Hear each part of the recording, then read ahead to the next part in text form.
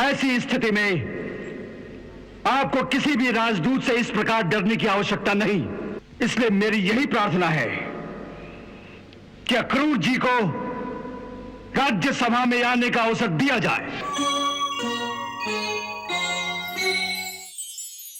इस समय इंद्रप्रस्थ राज्य की परिस्थिति साधारण नहीं है। पूरे राजकुल में एक उथल पुथल हो रही है।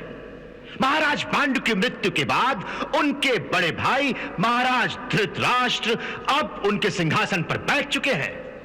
हो सकता है कि यह बात मथुरा वालों को अच्छी ना लगी हो। यादवों का असली रिश्ता तो महाराज पांडु के साथ था, महाराज पांडु के। इसलिए स्वाभाविक है कि उनकी सहानुभूति महाराज धृतराष्ट्र के साथ नहीं हो सकती। शायद इसीलिए उन्होंने ये मांग की हो कि पांडु के ज्येष्ठ पुत्र को ही उनके सिंहासन पर बैठाया जाए।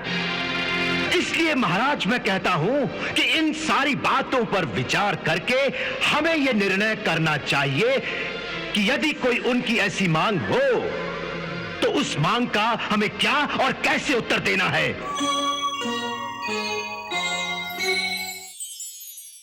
मथुरा के राजदूत से जाकर कहो कि महाराज इस समय किसी आवश्यक राजकार्य में व्यस्त हैं। वे अतिथि गृह में जाकर विश्राम करें।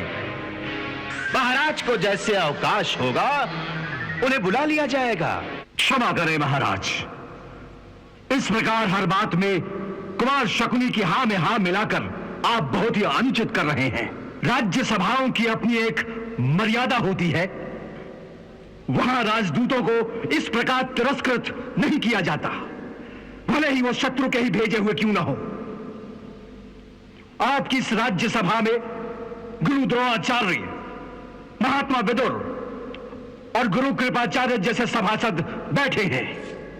इनकी बुद्धि, नीति और बल पर आपको विश्वास होना चाहिए।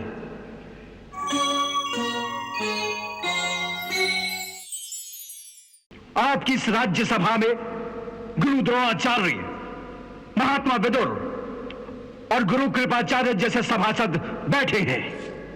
इनकी बुद्धि, नीति और बल पर आपको विश्वास होना चाहिए।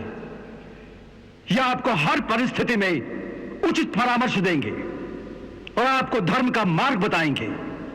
ऐसी स्थिति में आपको किसी भी राजदूत से इस प्रकार डरने की आवश्यकता नहीं।